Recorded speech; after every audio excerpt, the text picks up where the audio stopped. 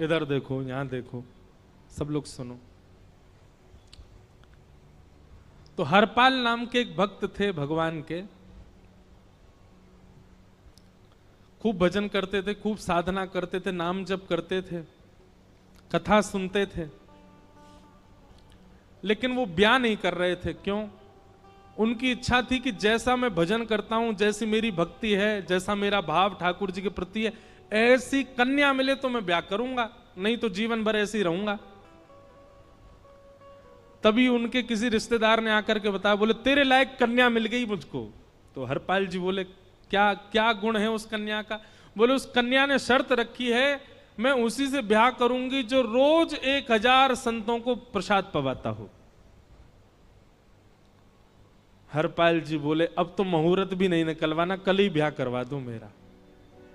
ऐसी कन्या से तो मैं बिना मुहूर्त के ब्याह करूं। मुहूर्त उसके संग देखा जाता है जिसके संग यह संकोच हो या फिर यह दुविधा हो कि पता नहीं जीवन कैसा चलेगा, इससे तो मुझे भरोसा है बढ़िया जाएगा मेरा जीवन, इसी से ब्याह करा दो। कन्या ने शर्त रखी, हरपाल जी हम आपसे ब्याह तो कर रहे हैं पर हमारी शर्त मंजूर है ना, रोज 1000 संतों को प्रसाद पवाना पड़ेगा। बोला मैं निश्चित करूंगा, आप ब्याह कर लो। और ब्याह हो गया। हरपाल जी रोज 1000 महात्माओं को प्रसाद पवाते। अब देखो, अगर कोई संकल्प ले ले कि मैं 1000 महात्माओं को प्रसाद पवाऊंगा, अगर 100 महात्मा ज्यादा बढ़ जाएं, 200 महात्मा ज्यादा, उनको मना करेगा क्या? वो तो फिर अपराध बनेगा उससे। प्रसाद पवाने का संकल्प लिया तो जितने आए सबको बैठाने की जिम्मेवारी उसकी। ऐसी कथा में भी होता है, कथा में जितने लोग आए सबका स्वागत होना चाहिए, सबके लिए स्थान पर्याप्त होना चाहिए। कई जगह प्राइवेट कथा करा, हम तो मना कर देते, मत कराओ भैया, आपको अपराध लगेगा। क्यों? वैष्णव को पता चला कि कथा हो रही, वो सुनने आ गया, जगह नहीं मिली या फिर वो बैठ नहीं पाया, तो खाली रहे भले ही स्थान, पर फिर भी स्थान बड़ा रखो ताकि कोई भी आए तो कोई रहे ना कथा से, नहीं तो कथा कराने वाले को अपराध लगता है। वैष्णव बिना सुने चला गया। तो हरपाल जी ने नियम ले लिया, रोज 1000 महात्माओं को भोजन कराते। अब 1000 की जगह कभी कभी 1200 भी हो जाते, 1300 भी हो जाते, 1500 भी हो जाते। लेकिन हरपाल जी करते कुछ नहीं थे, कमाई का कोई जरिया नहीं था, केवल दादा परदादाओं की पुश्त से जो उनके पुश्तैनी धन था उसी को ही खर्च करते जा रहे थे।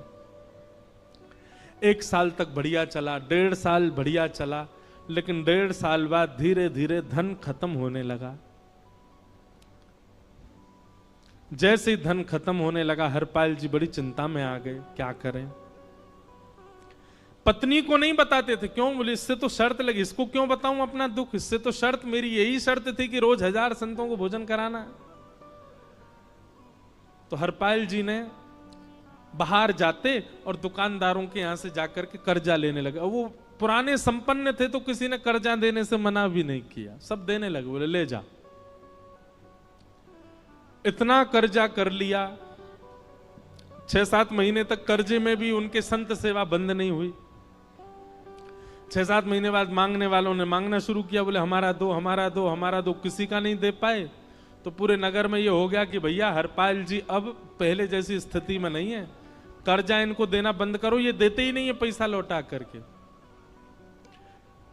सब बिगड़ने लगा, धन नष्ट हो गया, इज्जत चली गई, लेकिन उनकी संत सेवा नहीं रुकी, रोज संत सेवा करते। एक दिन मन में विचार करने लगे, अब क्या करूं, अब तो मुझे कोई कर्जा भी नहीं देता, गहने भी सारे बिक गए, धन भी सारा खत्म हो गया। तो हरपाल जी ने मन बनाया कि मैं चोरी करूंगा, और चोरी करके ठाकुर जी, आप लोग मत करना ऐसा, चोरी करूंगा। हरपाल जी चोरी करने जाने लगे, लेकिन हरपाल जी का नियम था कि वो किसी के धन की चोरी नहीं करते थे। संपन्न लोगों के घर में जाते थे और उनकी रसोई घर की सामग्री चुरा लाते थे, चीनी, दाल, आटा, चावल, मूंग, नमक, मिर्च, ताकि भंडारा हो जाए सवेरे। इस प्रकार महाराज चोरी होने लगी। एक घर की हुई, दो घर, अब तो हल्ला होने लगा। बोले कि घरों की सामान राशन चोरी हो जाता है। वो बड़ा विचित्र चोर है, धन नहीं चुराता है, राशन चुरा के भागता है। ऐसी चोरी होने लगी महाराज। अब तो लोगों ने अपने अपने घरों में पहरेदारी शुरू कर दी कि चोरी ना हो। तो हरपाल जी को और दिक्कत होने लगी, क्या करें, कैसे करें। धीरे धीरे हरपाल जी इस स्थिति में आ गए कि अब संपन्न लोगों के यहां उन लोगों को ढूंढते जो ना कभी संत सेवा करते ना वैष्णव सेवा करते, और उन लोगों के यहां जाकर के थोड़ा बहुत धन चुरा लेते, स्वर्ण चुरा लेते। करना कुछ नहीं, अपना घर नहीं बनाते थे, बसाते थे, संत सेवा करते थे। ठाकुर जी रीझ गए हरपाल से। ठाकुर जी बोले, देखो ये सब चोरी कर करके और मेरे संतों को पवारा है। ठाकुर जी बोले, इस पर अनुग्रह करने जाना है। भगवान सिंहासन से उठ करके तैयार होने के लिए गए, और बढ़िया महाराज नकली सी मूछ लगा करके, ऊपर सिर पर पाग पहन करके, और थोड़ा पेट सा बाहर निकाल के, गले में खूब सारी जंजीर डाल के, हाथों की हर उंगली में अंगूठी पहन करके, सोने की जूतियां डाल करके, कौंधनी सोने की पहन करके, और एक बैंत समझते, वृद्ध लोग लेकर के चलते, बैंत, सोने का मड़ा हुआ बैंत लेकर के ठाकुर जी तैयार हो गए, एक सेठ जी बन गए। लक्ष्मी भैया ने पूछा, भगवान बड़ा सुंदर स्वरूप धारण किया, कहां जा रहे हो? बोले, अपने एक भक्त से मिलने जा रहे हैं। रुक्मणी जी बोली, मैं भी चलूंगी। भगवान बोले, तुम मत चलो, तुम उसको पहचान नहीं पाओगे, तुमसे अपराध बनी जाएगा। बोले, नहीं नहीं, भक्त दर्शन करने मैं तो जाऊंगी। भगवान बोले, जल्दी तैयार हो जाओ। सब लोग इधर देखो, वहां से कोई सामग्री आ रही है, कथा यहां हो रही है, इधर देखो, और फिर हम आंख बंद कर लेंगे, चाहे आप कहीं देखो। आंख खुली है तो हमको ही देखो। रुक्मणी जी एक सेठानी बन गई, ठाकुर जी सेठ जी बन गए,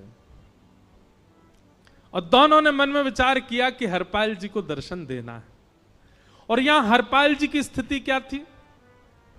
अब संत सेवा के लिए कहीं से भी धन नहीं मिल रहा था। तो हरपाल जी एक मार्ग पर जाकर के बैठ गए और सोचने लगे, कोई धनवान यहां से निकलेगा तो उसको लूट लूंगा, और लूट के भाग जाऊंगा, सारा धन संत सेवा में लगा दूंगा। तभी उस मार्ग पर कोई और तो आया नहीं, ठाकुर जी सेठ बन करके आ गए। और महाराज खूब सारे गहने पहन करके, पाग बढ़िया सोने की जड़ाऊ पाग पहन करके, ऐसे वस्त्र पहन करके, और छम छम करते चलते आ रहे हैं। उन गहने ही बज रहे हैं ठाकुर जी के।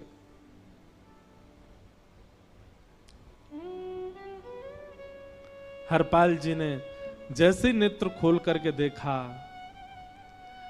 ठाकुर जी के रूप यौवन और सबरी उनके श्रृंगार को देख करके हरपाल जी बोले, ये तो एक आध साल के भंडारे की व्यवस्था आ रही है सामने से। इतने में ही सेठानी जी, रुक्मणी जी भी आई। उनको ओहो, ये तो कम से कम 5-10 साल की व्यवस्था आ रही है। अगर ये दोनों लूट लिए जाएं तो 10 साल चोरी नहीं करनी पड़ेगी। देखो कितना धन संपन्न। हरपाल जी के बगल में जैसे ही ठाकुर जी पहुंचे, हरपाल जी बोले, भैया जय श्री कृष्ण, प्रणाम। ठाकुर जी तो नाराज हो गए, क्या भगवान का नाम बोलता है सुबह सुबह? तुम सब लोग बड़े पाखंडी हो, ढोंगी हो। और हमने सुना इस गांव में एक रहता है, वो चोरी डकैती करता है, और फिर कहते हैं संत सेवा करता है। ऐसी काय बात की चोरी भैया? करता तो चोरी है, भले उससे भली संत सेवा करता हो। नाम उसका हरपाल है, हम सब जानते हैं। भगवान का नाम मत लो हमारे सामने। हरपाल जी समझ गए, वो तो बिल्कुल भगवत विमुख है, इसकी तो एक अंगूठी भी नहीं छोड़नी मुझको, इसका तो सब लेके जाऊंगा। अगर ये बदले में जय श्री कृष्णा बोलता तो एक आध गहना छोड़ देता है इसका में, पर ये तो इतना बिखर रहा है भगवान का नाम सुन के, इसका कुछ नहीं छोड़ूंगा, सब ले जाऊंगा।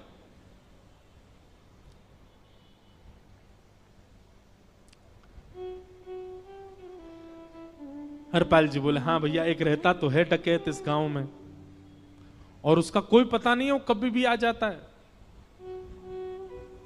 लेकिन एक मार्ग जंगल में होकर के है, उसमें गांव में नहीं जाना पड़ता। जंगल से गुप्त चुप निकल करके पूरे गांव पार हो जाएंगे, आप शहर पहुंच जाओगे। उसका रास्ता मुझे ही पता है। सेठ जी बोले तो तुम हमको पार करवा दो। हरपाल जी बोले मैं पार तो करवा दूंगा, लेकिन भगवान मेरे घर कुछ मेहमान आए हैं, उनके भोजन आदि की व्यवस्था के लिए मैं तो बाजार आया था, मेरे पे धन नहीं है।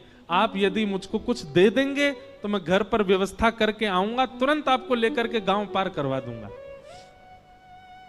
ठाकुर जी ने उसको कुछ सोने की मोहर दे दी, बोले लो तुम अपने घर की व्यवस्था कर आओ। हरपाल जी ने सामग्री खरीदी, घर पर पहले व्यवस्था करके आए। बोले आज की व्यवस्था हो जाए, क्योंकि आज तो 10 साल का सब चोरी करना समय लगेगा। पत्नी से कहा भोजन प्रसादी बनाओ, संतों को पवाओ। संत पूछेंगे मैं कहां है, तो कहना कि आप लोगों की 10 साल की व्यवस्था करने गए आज। हरपाल जी लौट करके आए और सेठ जी से कहा आइए आइए चल दीजिए मेरे साथ, और हमारे संगी चलना बिल्कुल। ठाकुर जी रुक्मणी जी चलने लगे। जैसे ही विहंगम जंगल में पहुंचे, भयंकर भयावह जंगल, बीच जंगल में जैसे ही पहुंचे,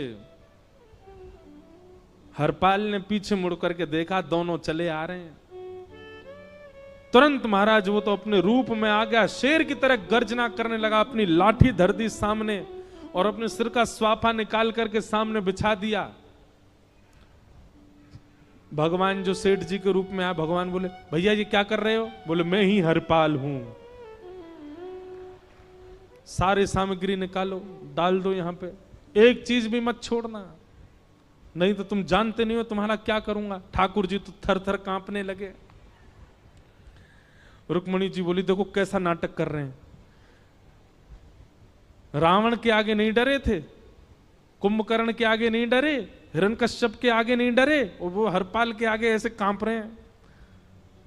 भगवान तो मन की सब समझ जाते हैं, कौन ही मारने, वो तुम भी कांपो क्यों? बोले भक्त है भैया, ये हमारो भक्त है। अनुब्रजाम में हम नित्यम पूये ये तन्य रेणु भी, इसने हमारे लिए सब गवा दिया, हमारे वैष्णव संतों के लिए सब लुटा दिया, इसके आगे भयभीत होने में कोई लज्जा नहीं। लक्ष्मी नारायण दोनों कांप रहे हैं और हरपाल कह रहा सब निकालो। ए सेठानी जी कान के कुंडल उतारो। कान कुंडल उतार दिए, नाक की नथनी उतार दी, सब उतार उतार के धर दिए, हाथों के सब कड़ूला आदि भी धर दिए। भगवान ने भी अपने सब उतार। बोले बैंत कहां लेके जा रहे, उसको भी धर दो। बोले अरे भैया बुढ़ापे की लाठी, हम गिर जाएंगे। बोले कुछ नहीं गिरोगे, धर दो इसको। जीवन में कभी राम ना, जय श्री कृष्ण बोलने पे चिल्ला रहे थे मुझ पे, रखो इसको यहां पे, सारा धर दिया। बोले बहुत बढ़िया हो गया, अब 10 साल की व्यवस्था हो गई। इतने में भगवान की कनिष्ठ उंगली में एक अंगूठी थी। हरपाल बोला ये कहां बचा के ले जा रहे हो, उसको दो। बोले अरे भैया ये तो बहुत बचपन की हमारी अंगूठी है और ये आज तक हमारी निकली नहीं है और ये निकल ही नहीं पाएगी, इसको बाहर हम निकाल ही नहीं सकते, इसको तो रहने दो हमारे पास। बोले तुम क्या जानो, इस अंगूठी से कम 1 हफ्ता संत भोजन होगा और तुम पे तो दया करनी नहीं है। चिल्लाए थे मुझ पे जय श्री कृष्ण बोलने पर, निकालो इसको। भगवान खूब प्रयास करें, वो नहीं निकले तो हरपाल जी ने उंगली पकड़ी, बोले इसको काट देता हूं मैं, तुम्हारे पास उंगली रहने का कोई काम नहीं है, तुम उंगली से करते ही क्या हो।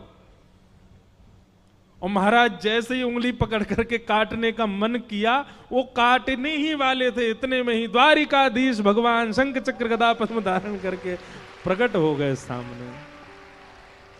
रुक्मणी जी महालक्ष्मी के रूप में प्रकट हो गई और दोनों ने अपने अंक में हरपाल को भर लिया।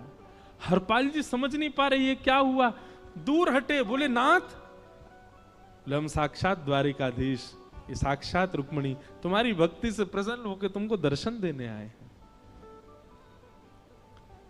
हरपाल जी घुटने के बल बैठ गए, रोने लगे, सर रख दिया चरणों में, पटकने लगे। बोले नाथ,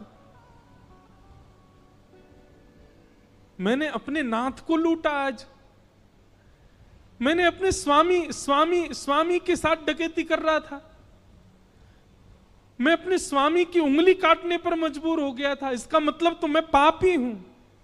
मेरा पाप इतना प्रचंड हो गया कि मैं आपके रूप को नहीं पहचान पाया। भगवान ने हृदय से लगा, नहीं हरिपाल, तुमने कभी अपने लिए प्रयोग थोड़ी किया।